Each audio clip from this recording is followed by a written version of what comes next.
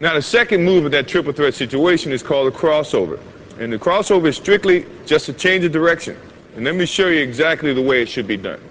In protecting the basketball, you're jabbing with your right foot, and the defense sometimes react that way, and you want to change your direction. This is what most of the people do that's going to get called for traveling.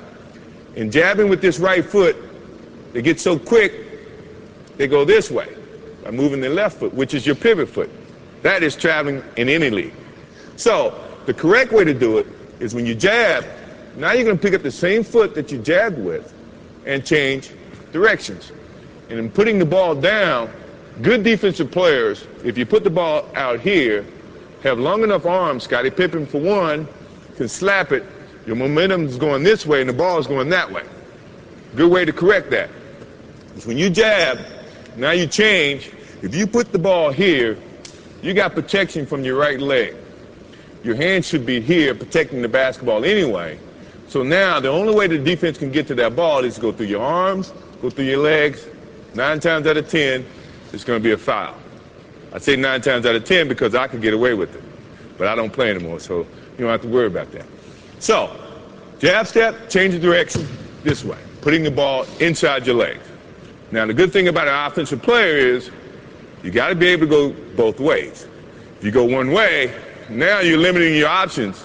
The defense is going to read that, and then they become more, I guess, have the advantage to try to limit your options. As an offensive player, you never want to limit your options. So when you're working on that move to do it this way, also do it that way. So now you can have two options. If my man is taking a defensive stance, the thing that I'm looking at right now is he's playing parallel. So now he's playing me to go either way, which is good. Which and also, to me, means all I have to do is give him a nice little fake this way. He's going to think and feel that that's the way I'm going. My change of direction is a little bit better to use when you see a guy with the parallel stance. Mainly because he doesn't know where you're going. So now you have so many options, you just try to use as many options as you can. Now, if he had his right foot forward, that to me is saying, now he wants you to go this way.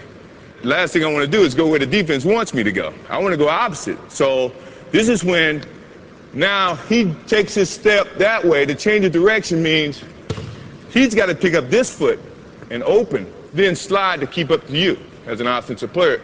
That takes more time than you taking that crossover and driving to the hole. So you have the advantage in that sense.